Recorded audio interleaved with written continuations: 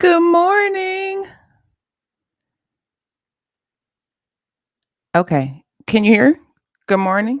Oh, I was like, you didn't move. I'm like, uh-oh, what did I do? You know how I am. I'll break it in a minute. Still broken. Still have a broken website. That's a whole other conversation, whole other issue. I need to get on that. That needs to be a priority. But anyway, good morning. Good morning.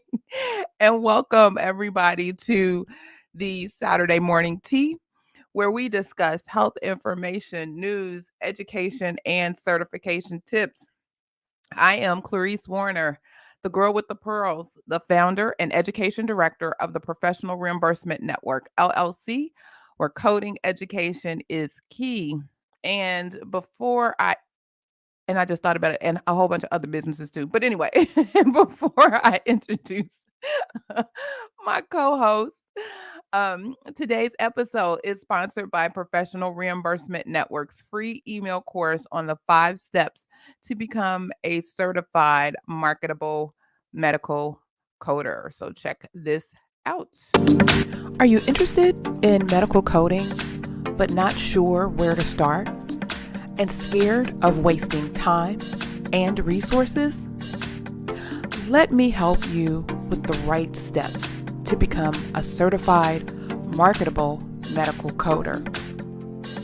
Learn more at bit.ly/5stepscoder.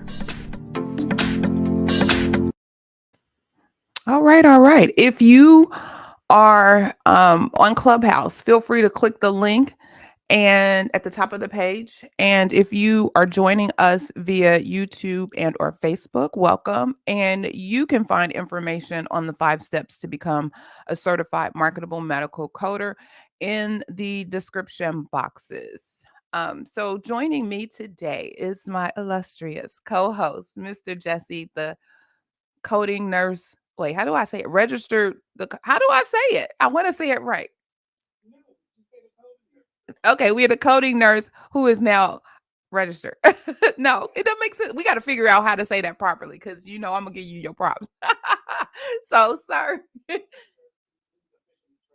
who is officially trademark. All right, there we go. So, sir, introduce yourself and tell the folks all about you.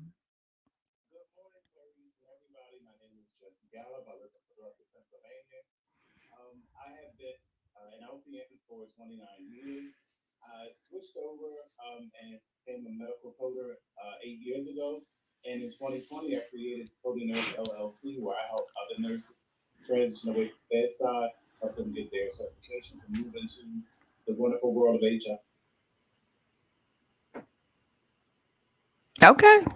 All right. Love it. Love it. Love it. So let me share something I got. So I actually had this. I think my oldest daughter gave it to me. I think. I know she gave me one similar, but I think this was hers. But look what I got from her. I think it was a birthday present. Look. Uh-oh. I forgot I got this green screen. It's another little tea. It's an individual little tea cup. Yes, it has its own little individual pot and everything. It's so pretty. I feel so fancy over here today. As we spill the tea, I'm feeling fancy and free. I'm a poet. You didn't even know it. Let me stop playing. You can tell I'm sleepy because they've been working me like a go slave. Good morning, NC worker. Thank you so much for joining us. So anyway, let's see, let's get into it. Last week, we all celebrated the Health Information Professionals Week. Did you do anything exciting? Did you do anything? Did you make them celebrate you? Did you did you do anything, Mr. Jesse? Sir.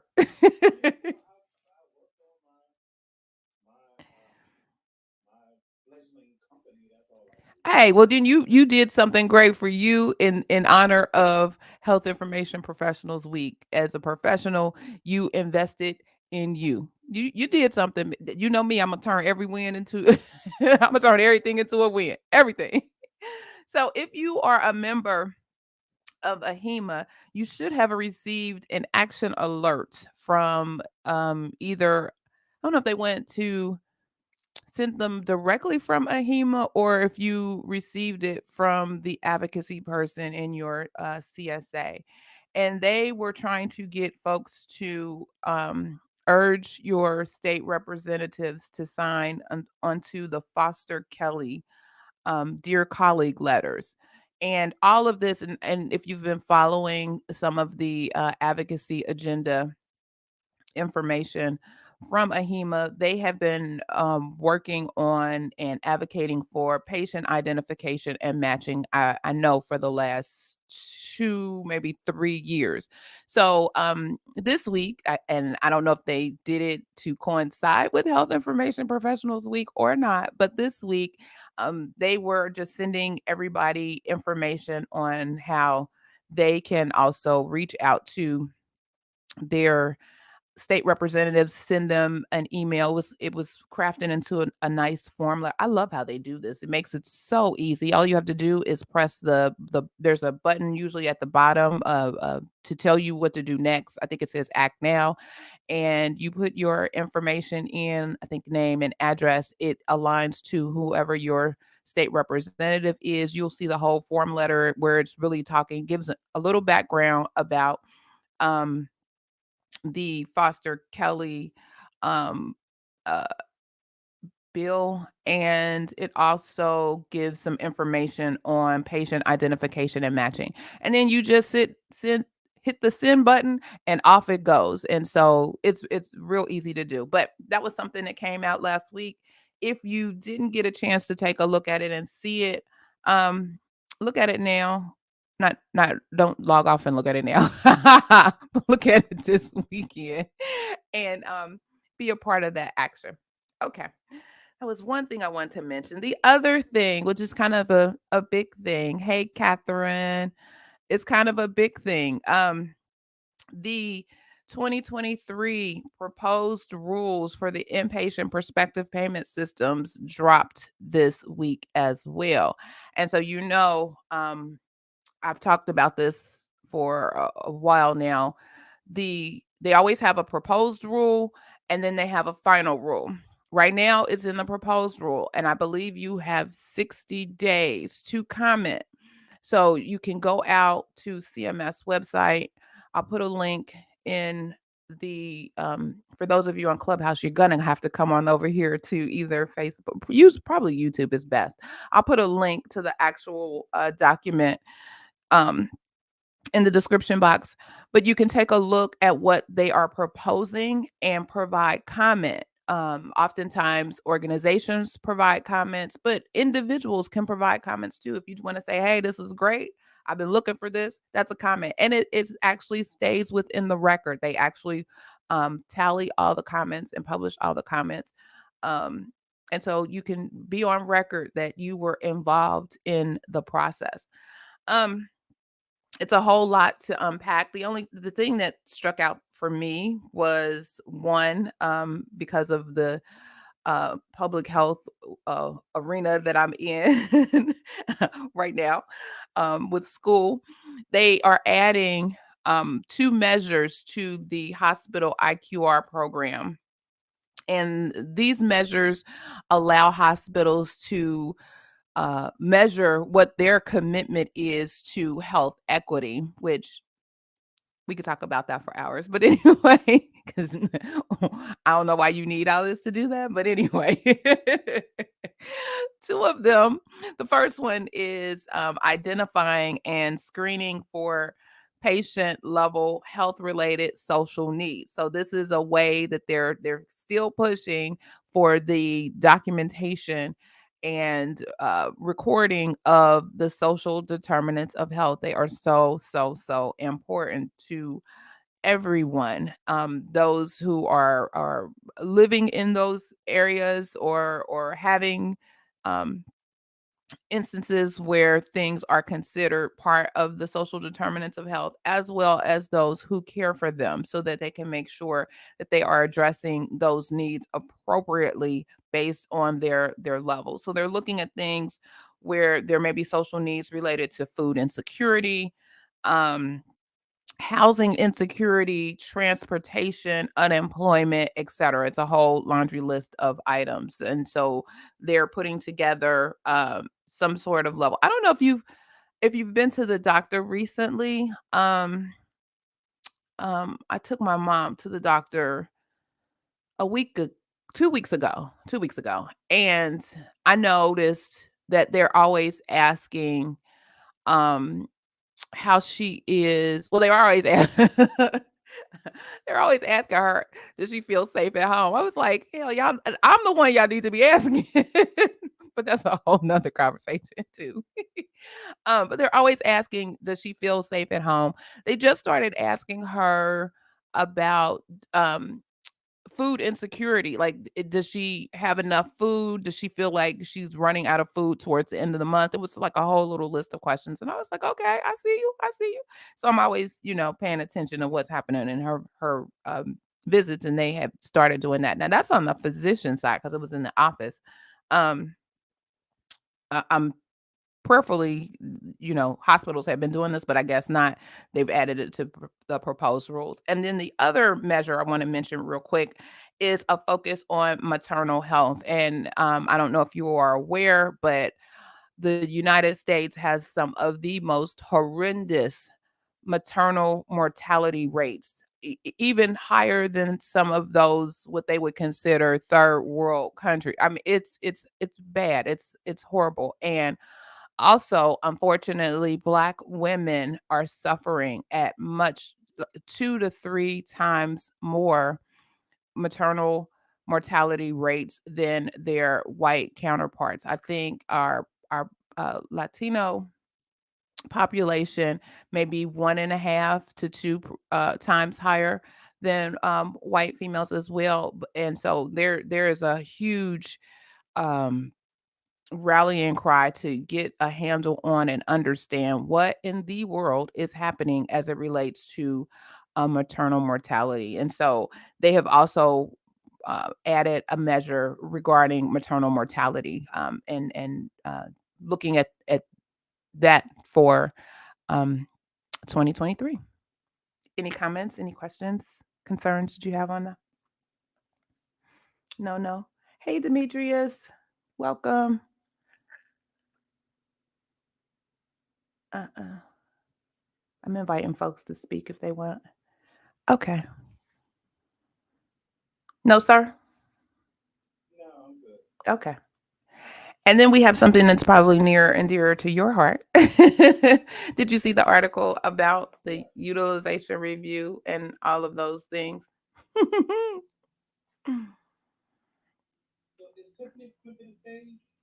I invited.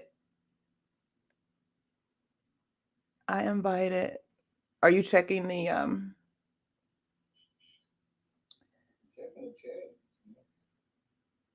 Oh, she said she was getting. Okay, no problem. Okay, I see it now. Aw, well, that's okay. We're here every week, 9 a.m. Eastern Standard Time. Come on in, and if you have questions or anything that we can assist you with, feel free to ask. Okay, so there was an article. We have this love relationship with health information and the nursing profession, because of course we have the coding nurse right here with us and providing us all of the tea um, as it relates to that. And so there was an article on the Rack Monitor written by Marvin Mitchell, another male nurse, who talks about uh, I guess an article or some data that he saw in one of the Becker's healthcare. I know I'm about to butcher the name, but it's a Becker's healthcare. Uh, it's like a collection of articles. Becker's Hospital, or is it healthcare? Anyway, it's like a collection of articles that they send out or they have on their website. And I guess he ran into some data about nursing professionals, and I thought it was interesting that they talked about. Well, we already know this, but there's a lot of nursings leaving the hospital.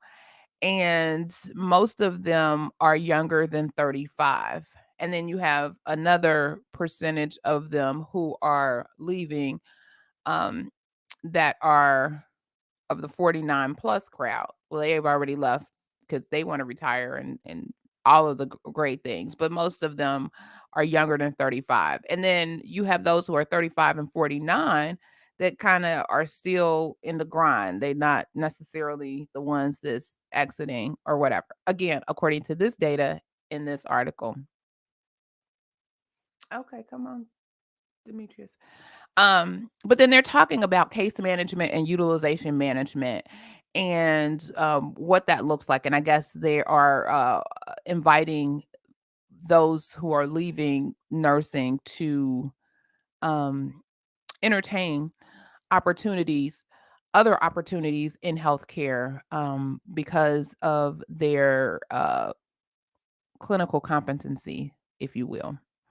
And so I just thought this was interesting that, um, folks folks are providing it seems like because of the nursing shortage, or because the nursing are nurses are leaving, they are providing more and more information on the various roles and tasks within hospital settings, but not necessarily to the average person. Like, these roles have been here, so why haven't they spread this word and news and been more transparent about opportunities for other folks in the hospital setting? I don't know. I feel some kind of way about that.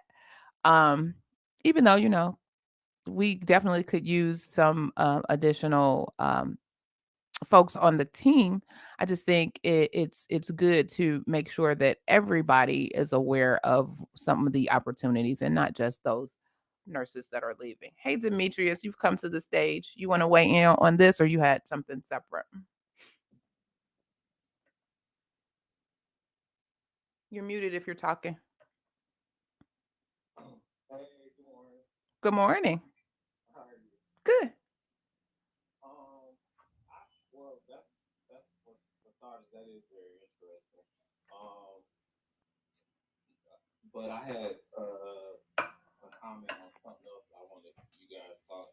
Okay, come on.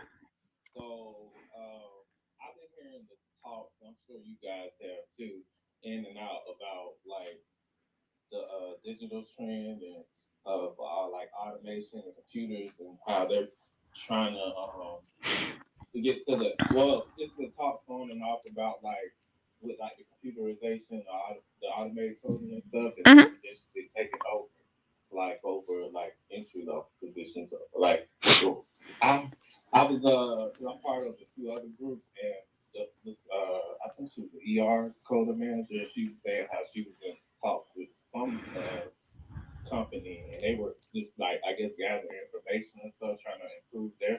Mhm.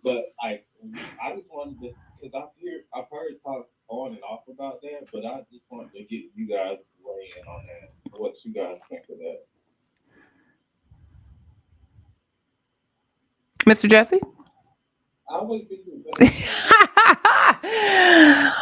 So yes, this AI has been around for a long time. Coding automation has been something that have been in the works probably 10 years or more now. And as we advance, I'm sure their programs and their processes have advanced as well. I think there will be some kind of low lying, I won't say low lying fruit, but I think there will be some positions that will be directly impacted by automation. But I'm a firm believer that, the computer is only a tool that is used to assist, and it's not the end all be all. There still has to be somebody, human person, to add the algorithm, to understand the coding process, to add the codes, to do the functions. And I believe that for those coders that could potentially be affected. And I think those so think about this. You have in a hospital setting, because I don't think well, you have some sort of automation on the professional side as well. Like you may have the labs that are automatically added to um the encounters or the claims. Um think about so in the hospital you have your charge master, and there are opportunities where your charge master is actually providing certain codes to claims and bills and that type of thing. And so that's a form of automation. That's a form where you, coder, may not be actually coding those labs or radiology and some of those ancillary type services. You may be monitoring those. You may be reviewing those. You may be validating those. You see where I'm going? So there's still a need for you because somebody has to make sure that they are correct, that they are assigned appropriately and accurately. So you're go ahead.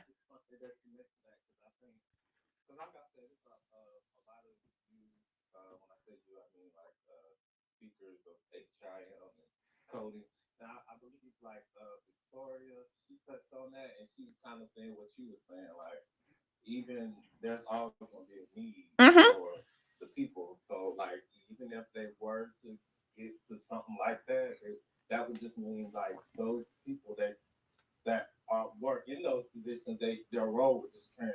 Correct. Correct. And they need to be preparing themselves to pivot for that. So preparing themselves to I always say think critically.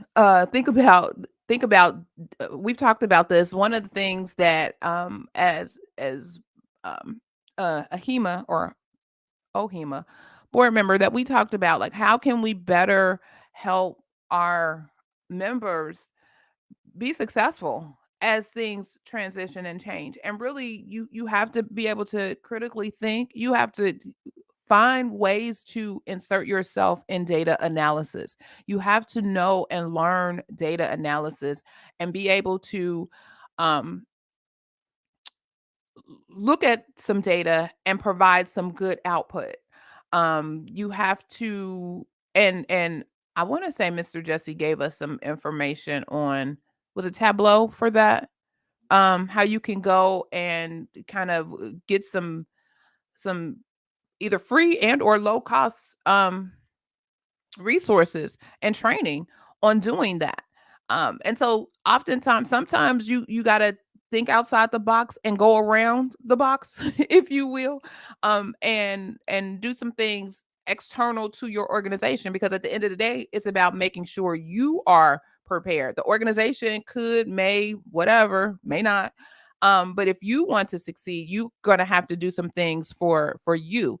And if looking from a high level view down and you see okay these are some things that are changing you may even encounter and see some things changing right before your very eyes and it's like wait a minute now they're changing how we do xyz. Well, part of that may be because of some automation or what is it, what's the other one, computer aided coding, or it's something else too that they actually have on the market. But some of that could be part of why your role is changing. And so I would just press upon you and put in your spirit, hey, think about, what that looks like and how you can position yourself to be ahead of, be proactive, not reactive. So think about what you need to do to be one of the most marketable that you can be for those changes in the transition.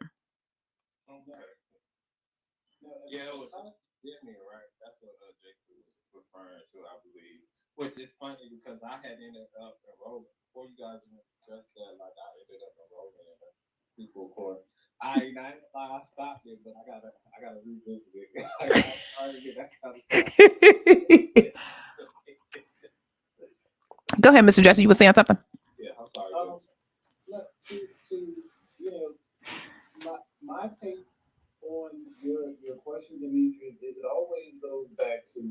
My favorite word in HIM is gatekeeper. Because the thing is, these organizations know where the trade is. Because in 2017, 2018, AHIMA came out and they were supposed to be by 2027, they were going to RHI certification. Mm-hmm. They were going to restructure it. Then all of a sudden, you know, you have to read, and then you find out that they have put that hold. So so now allegedly they're going to change it, but changing it for, and then also in 2017, um, basically the HIM is going to be compartmentalized because everybody comes in as a coder, but I think as time goes on and as automation takes over, because it's here to stay, they're going to perfect it one day. Yep. People are going to have to pivot. And this is why I say gatekeeper, because AHIMA needs to tell people right now, once you become certified, you need to be thinking about these are the three areas that is going to take over: auditing, CDI, and data analytics. You need to figure out which one of those options you would be interested in and start to pursue training now. That's right. So when it happens, you don't have to worry about, oh, how can I get a job? Because what's going to happen is everybody's going to want to come to try to get through a narrow funnel all at the same time. It's going to create a backlog, and there's going to be people who are going to be scrambling around trying to find work. So, they know what's going on.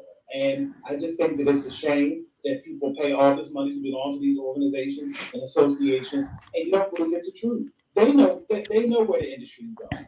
And you have to read and read and read between the lines, and it's unnecessary, but that's what they do. So you heard it here first.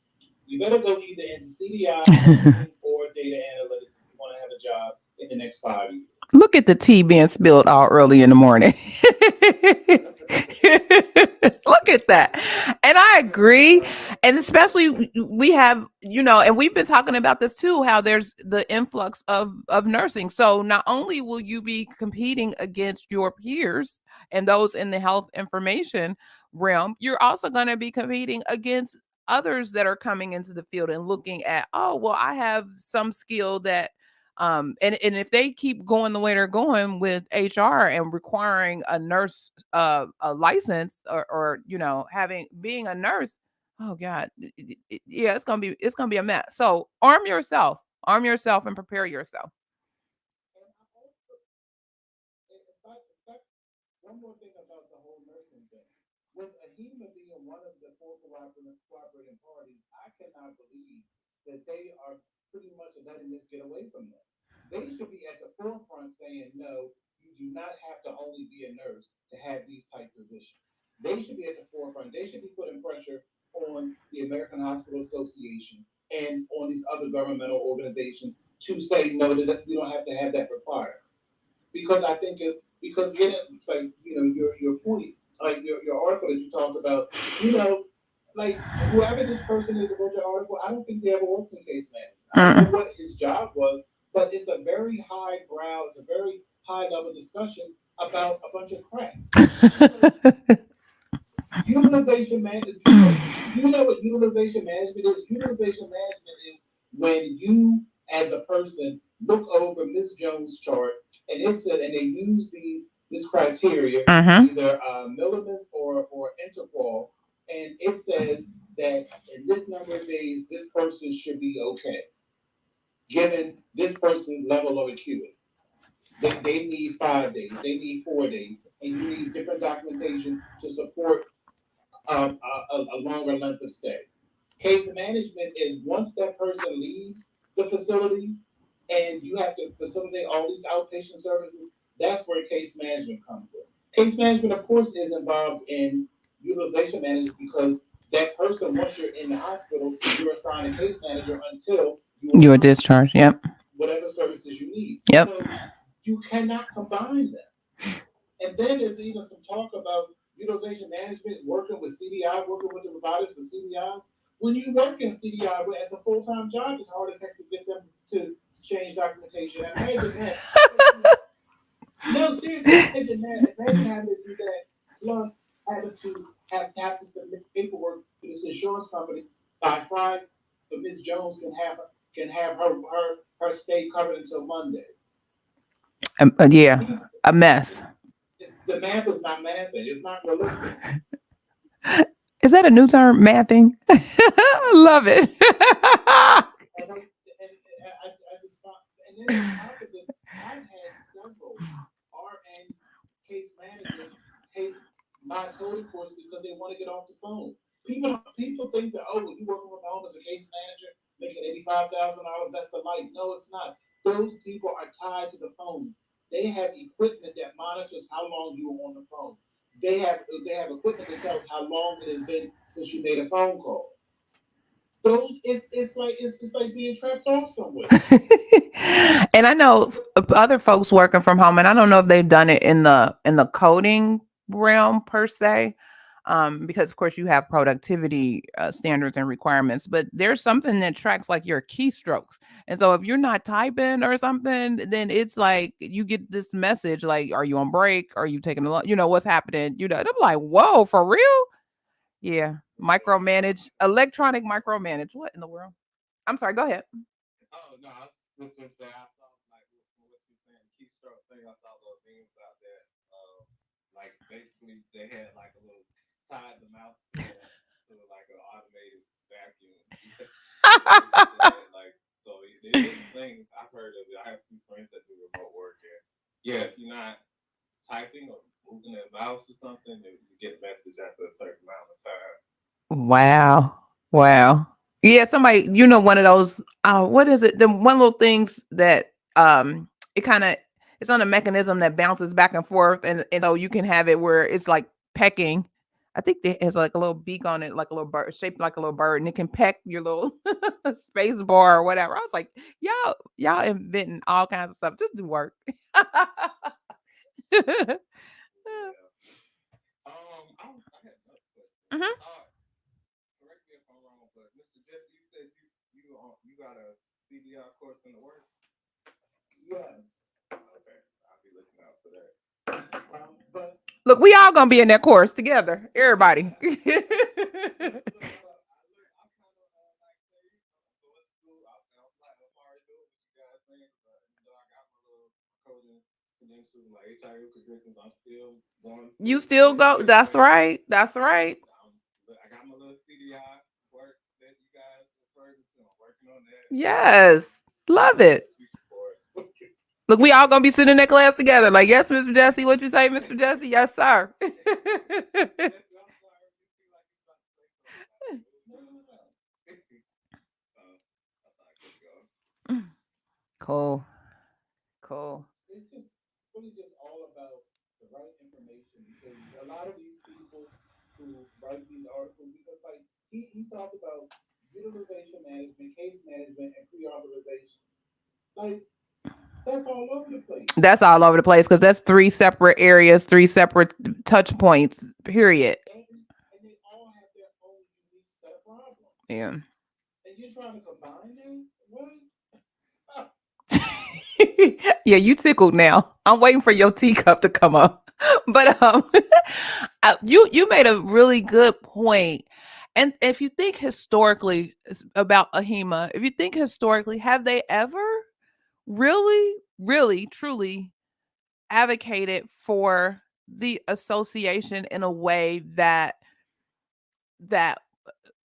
brought truth to power, that was really, in the forefront? Yes, we advocate for patients because of course, that is important, but you have thousands upon thousands of members um that I'm sure are all experiencing some sort of issue understanding. I remember when, like, several years ago, there was like, and I guess they do this maybe is it every 7 years, every 10 years, like the AHIMA strategy 2020, whatever, or, whatever that they're focusing on. And I remember they did talk about or had talked about um some things that as a health information professional you should be focusing on. But I think it's just in a vacuum. I don't think enough people are getting these messages. I don't know if it's a marketing issue. I don't know if it's a communication gap or barrier, but I don't think the right people are hearing these messages. Of course, you're going to hear the messages here,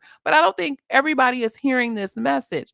Um, and we're bombarded, at least I know I am, with emails and going through and making sure you can't see everything, you can't read everything, but there has to be a way for them to be in the forefront of that. And to your point, I don't know why AHIMA doesn't, and maybe they do, but they don't act like it.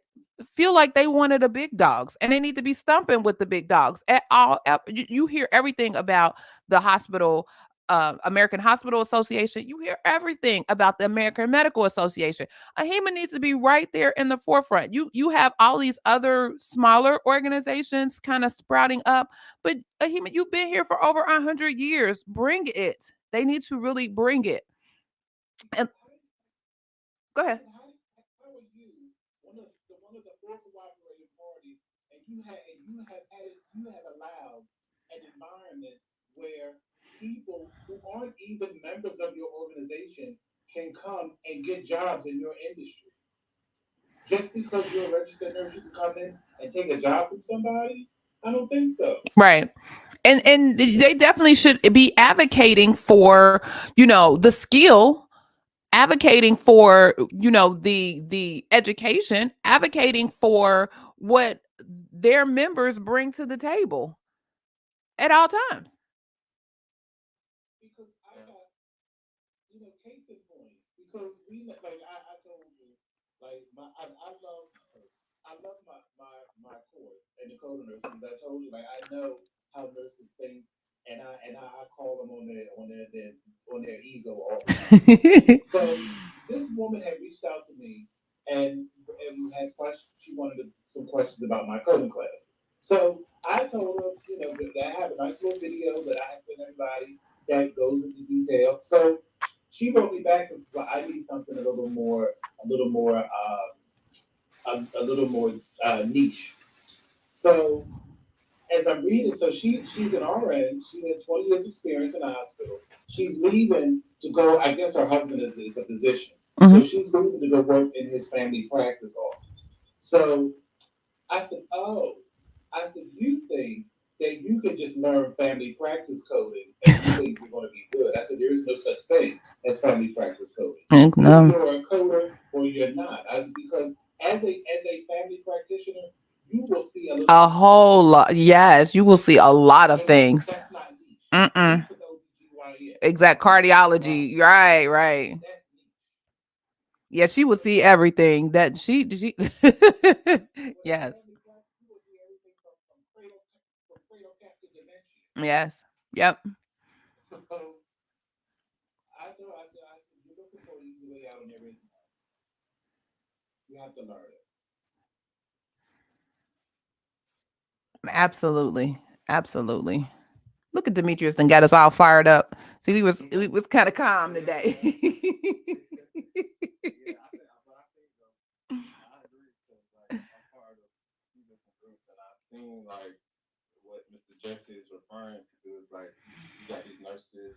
Well, not even just nurses. Sometimes I've seen dental hygienists and other healthcare professionals, but mainly nurses. But and they've been in for 20 something years, and they're kind of like saying like how they're shocked that they, they're having trouble.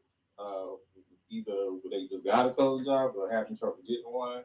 So they just thinking like, well, I got all the first thing I see all the time. I got all these years of experience, but it's like, but the problem lies is this treating the job and the profession as a gimmick. Like, okay, anybody can do it. No, it's just died. Like, that's they have to analyze data and follow. Most of all, like Mr. Jesse said, follow directions. That's one of the main things that and comprehend and look. It's simple skills, but and on top of that, just analyzing. It's more to it than just like, okay, yeah, you got a medical background, you can do it. No, don't worry. My company is geared to. I only work with RNs and LPNs. The majority of them 98% of my students are registered nurses, and I have 2% of the LPNs. I can show you some quizzes where you, as a certified coder, would be like, "Oh my God, they can't get that," because just like you said, they think, "Oh well, I'm a nurse. It's easy," and they always think coding is just looking up codes in a book. It is so much more than that. It sure is. I tell them all the time. I said, you all. I said, we have been taught as nurses that we basically run healthcare. I said, but that's really not true. I said a coder has more power than you as a nurse because the coder brings in the money. That's Nobody right. can tell you nothing different. That's right. If that That's coder can't facts. handle the Facts. money, I said that I think they come after the coder for the money, and that's why I said that's why people don't. That's why you have coders that are sitting home making six figures because they know their stuff, and that organization knows how much they rely on them to bring in the bacon. Those are all facts. Facts on facts on facts. T on T on T. Facts on facts on facts. Yes. Yes. Wow. Amazing. Amazing. Just the audacity of coming in with, oh, well, I got all that. You have clinical experience, ma'am and sir. There's a difference. I mean, and even with me, like I mean, as a nurse transitioning into coding, as a nurse, we saw hospital administration in passing, but they never engaged. But as an auditor at CDI, I mean, I'm interfacing with upper management on a regular. And don't forget So compliance. Don't forget how compliance is also another opportunity for coders, because they also, when you're reviewing or you're auditing or providing those reviews, oftentimes coding is at the forefront of that, and you have to understand the codes, you have to understand the regulations and the language behind that. So compliance is also, that's, I love compliance. That's my thing. And as a compliance professional as well, you are definitely sitting elbow to elbow with your C suite, and understand C suite and legal departments. And then you also get to know the different heads of the departments as well. So are my chief nursing officers, the COO, CEO, everybody, because they're looking to you to assist in making sure that their operation is compliant, but it drills all the way down to that code, or either that diagnosis code or that procedure, making sure that those things are documented appropriately, making sure that they are coded and or billed appropriately. well, can I say that I don't know what the requirements are for compliance because every job I've had, they had a compliance department. They were useless. I don't know where you working. But our the various positions that I've had in compliance, and maybe they're outsourcing their compliance duties as well. So there are always lots of organizations that hire compliance people too. But we had a actual compliance program, and our compliance program were developed based on the elements of compliance. And so we were making sure that we were in the forefront, that the people in the organization, the senior folks knew who we were, but it was our job to make sure that we were also letting others know. You have a whole hotline, so if people see things, that all sits in the compliance function. We talk about data analysis, we're doing investigations, we were doing all of those things in our compliance department. And again, most of our investigations centered around, did somebody do something that they should have or should not have been doing, based on either their documentation and of a diagnosis and or a procedure. And then we have like routine monitoring. So like you say, and we talked about this before, malnutrition, they're still looking at malnutrition. At some point, there should be a discussion on, look, these are what you need, these are the clinical indicators, this is the information. um Part of compliance is educating, making sure those folks who are at the helm of those tasks are well educated in what they need to do and how they need to document appropriately. We had all that at our organization, so I don't know. I don't know. I've never had that experience. Oh my goodness. Well, you have truly missed out on the beauty of compliance. Well, you got me now. So Well, what it has done is it made me know, it's made me learn and know for myself. So, like, you can't depend on them. They ask me questions instead of corroborating. Well, yeah, that's right, or no, that's not right based on this. They can't do that. okay. Yeah. And that's unfortunate because compliance is your advocate. For real, for real. But we for If it used appropriately, compliance can be your advocate or your worst nightmare. But usually your advocate. Yeah. So how was your week this week, Mr. Jesse? it was pretty good. I'm just going to push to I have a class starting on Monday, May 9th. I'm doing a push to try to, get people to sign up. So I've I'm having a problem. Well, the person who helps me with my graphics, he's busy. He's really good. So he's busy. So I'm trying to set up some time because since I'm not like officially working with anybody else, I have time now. So I need to get to have some stuff in a hole so I can like just distribute it at certain intervals. So I have like a stockpile. So I'm trying to get with him to get that. So especially before the spring and summer, really gets here and people start getting busy and going on trips and all that other kind of stuff. Yeah, that's good.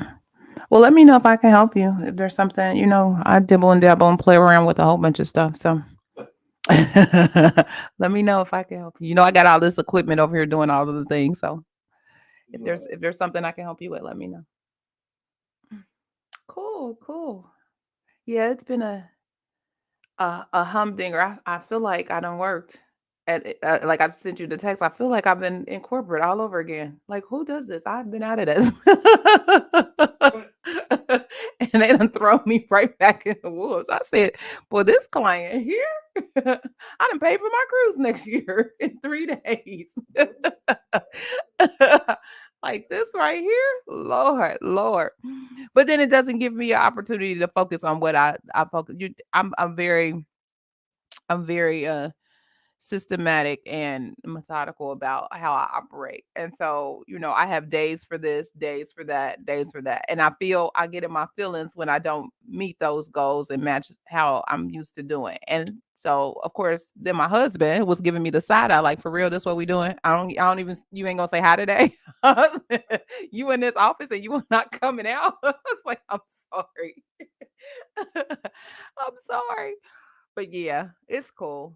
And I think the other part was like, over here in the Midwest where I am, we've been having some schizophrenic days, and these last 2 days have been just gorgeous, absolutely gorgeous. I was like, I'm just gonna take all these computers and sit outside in the sun so I can get me some natural vitamin D some kind of way. um, cool, cool. So had you seen any additional things you wanted to bring to the group? Oh, I did see, um speaking of nurses and healthcare workers, I think it was Wisconsin. I know other states have them, but I think Wisconsin recently passed a law that makes it a crime to assault a healthcare worker. I think it was focused primarily on nursing, but they've been getting all kinds of. So you got a lot of that, with the pandemic, you got a lot of burnout and just overwhelmed. But then you got these fools that's just acting plumb crazy and jumping on folks who trying to help them. Yeah, I don't understand. That's going on for a while. So they're trying to add again, probably due to advocacy efforts by these national organizations to stop this foolishness, and so they're actually writing them into to laws and making and Because adding some teeth to it. really and truly, a lot of people don't know, but in nursing, you are not allowed to put your hands on it. Even if a patient attack, you're not allowed to hit them back. Wow. Yeah, I'd have been fired a long time ago. Oh. Well, no. I mean, it just no, it can become a thing, Yeah. and because that happened to me like 20 years ago. I worked at this place, and person, this man had been. I worked at this place where people were on. They were on cops. That's how heavy it was. So he had a mental illness and was going around trying to violate women. So Wow. he wasn't allowed on certain floors. So he wasn't allowed on. He was so. I would usually just like tell him, look, you got to go, and he would go. So Hmm. this particular morning, he's feeling frisky. He comes and charges at me. Wow. So I gave him a handful of this, and listen. Next thing I know, my my facility reported me to the board of nursing. The only reason I have a nursing license to this day is because the Baltimore City Police Department lieutenant had to write a letter to the board of nursing on my behalf saying that legally I did nothing wrong. Otherwise, they would have God knows what they would have done. Wow. It's that Wow. type. See, me personally, because so when I went when I went to the board, they asked me what I had what would I have done differently. I'm like nothing. I love myself. I ain't gonna let nobody hurt me. I love it. You better be your own best advocate. Exactly. They were like so because I'm very like I mean I don't you can't tell but I'm 6'5". So when I went to so they also asked me well stand up and tell us where the patient came to you in terms of size. So I did. I said, I know where you're going with this. And let me tell you, I said, yes, physically I am bigger than him, but I'm not bigger than 80. Because that's what he had. Oh, that changes the whole game. So I said, well, Whoa. and I know where you're going, but let's go there. That's like the story about Mike Tyson and whoever attacked him on was it on a plane or something? They was like something like, are you crazy? First of all, do you know who this is for real, really? And then when he gave him all of the business, now everybody, oh wait, he's a boxer or he's this. No, you was Billy Badass 5 minutes ago. Keep that same energy after you got the business. The same energy. Come on now. Wow. Yeah, and all kinds of to your point. Come on now. Like you said, you have to protect you. What they say, even in boxing, protect yourself at all times. But, the thing is, like, that's why you cannot work in certain environments because you get no protection. Like the nursing industry, as a whole, they don't care about their nurses. They really don't. And you have to care about yourself and not put yourself in certain situations, or just be ready to deal with the ramifications. True, and understand. Um, to your point, understand all that could happen and be prepared for all that could happen. Yeah. Wow. Interesting. Interesting. Yep. So what they did was they don't want to let it go. So what they did was I mean I knew they couldn't suspend her. I knew they couldn't do anything detrimental to my life. So what they did was they put me on probation for a year, and I had to take an anger management course. I'm like I'll play along because it wasn't nice. The course was nice. I'm like okay, Not anger management though. because you had a hearing, it was over the phone. And I told him I said I said you all just be doing something. I said as long as I have my license, I don't care. I don't care what you do. all bull crap and you know Yeah, and that license carries a lot of weight. Not only even with in nursing, but for a lot of things, they are always looking for people with a license to do X, Y, and Z. Yeah, interesting, interesting. Okay, okay. So, any plans for the weekend or anything upcoming? Well, I know you're working on your now. Is this a regular coding course or is this I see these friends see it. Okay. So you break it. Oh, so I know it's gonna be all about them guidelines. Y'all better gear up and get ready. And and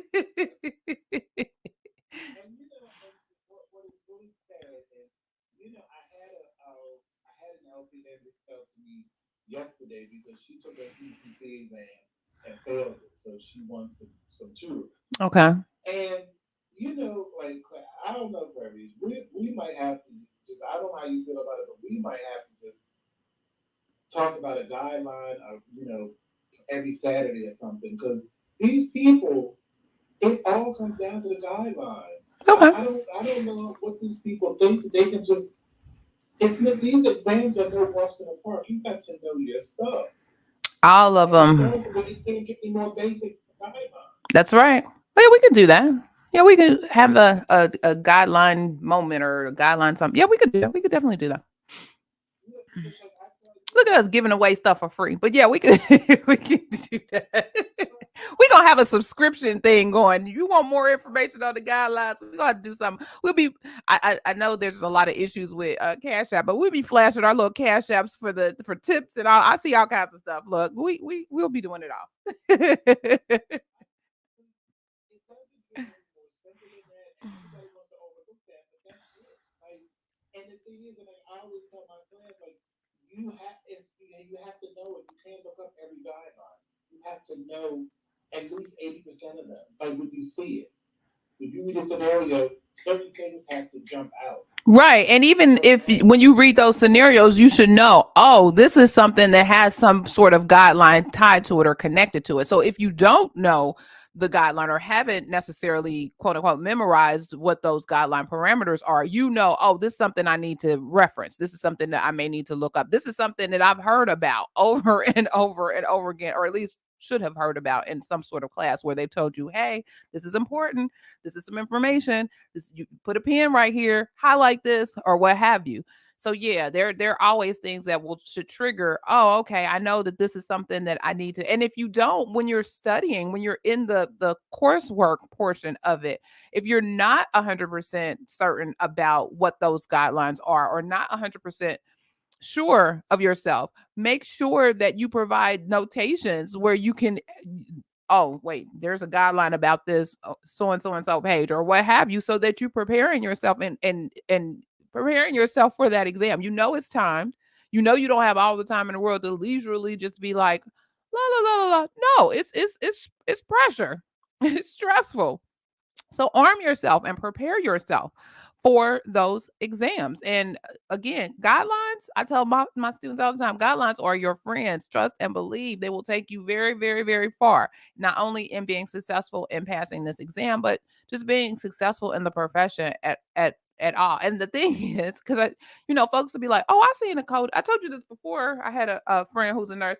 Oh, I saw a coding book and I thumbed through and I found these codes. That seems real easy, but how do you apply that code, ma'am? That's the bigger piece. So I think we talked about this a couple of weeks ago. It's not even about testing your ability to code. It's testing your knowledge of how to apply the codes that you found to Right? XYZ scenario or XYZ case study. Because that's exactly why you have multiple choice. They give you code.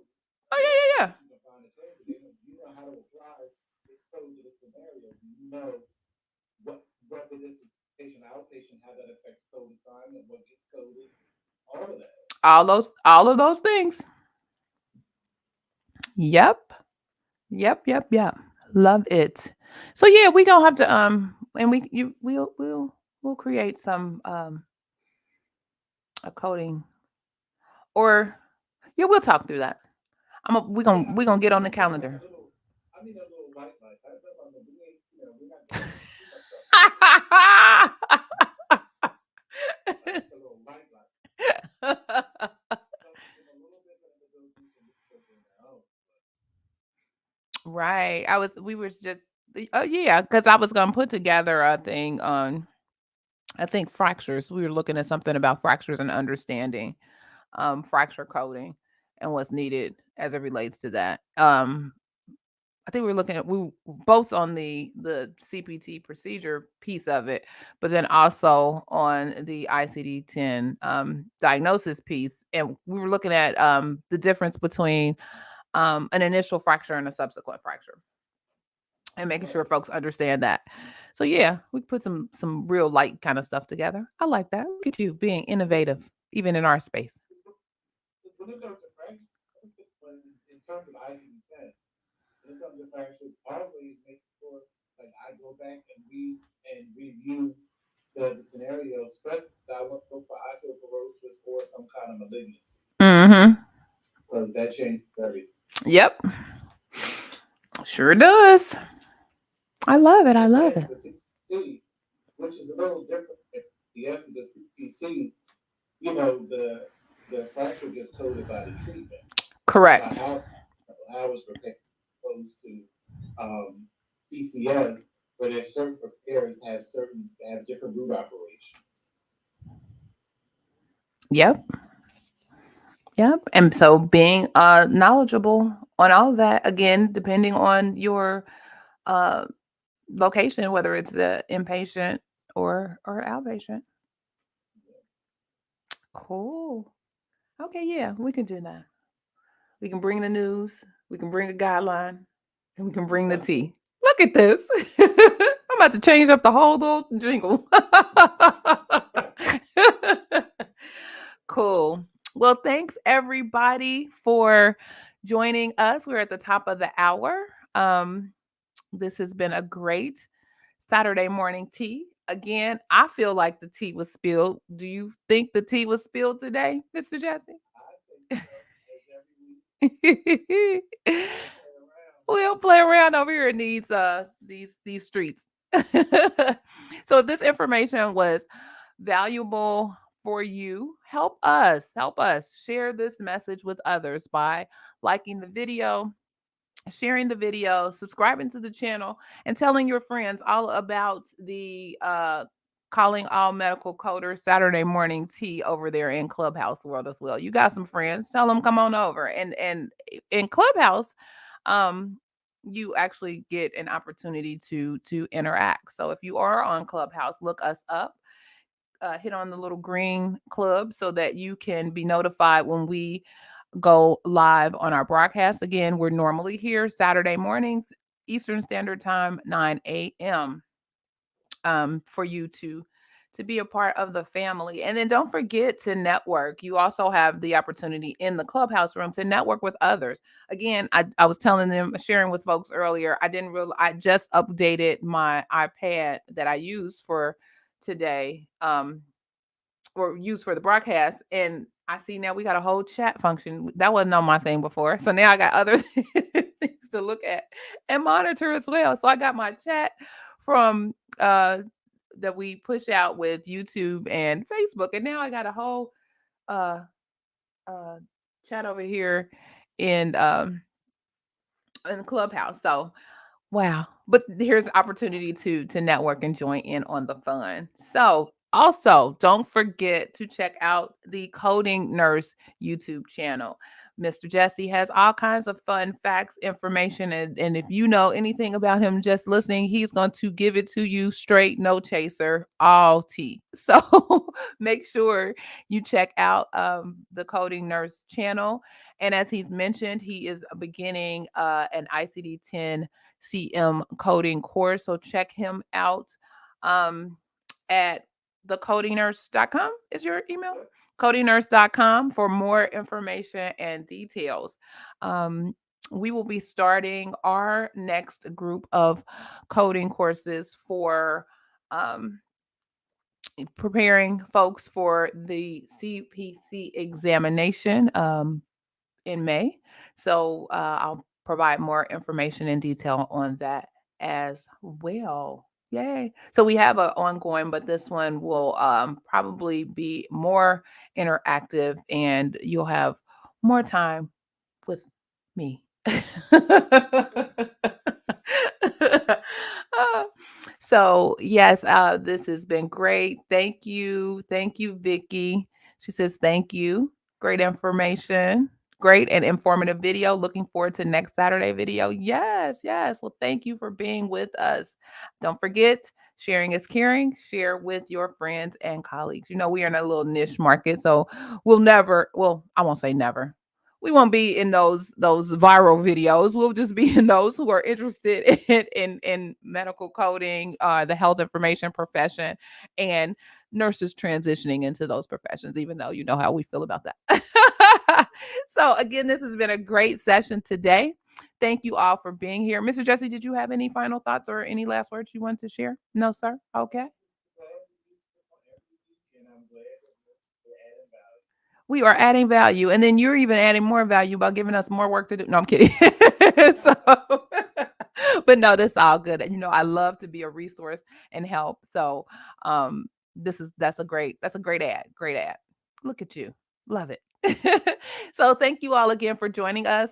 Remember, be safe, be kind, and don't wish for it, work for it. And until next time, take care, and I will see you next Saturday.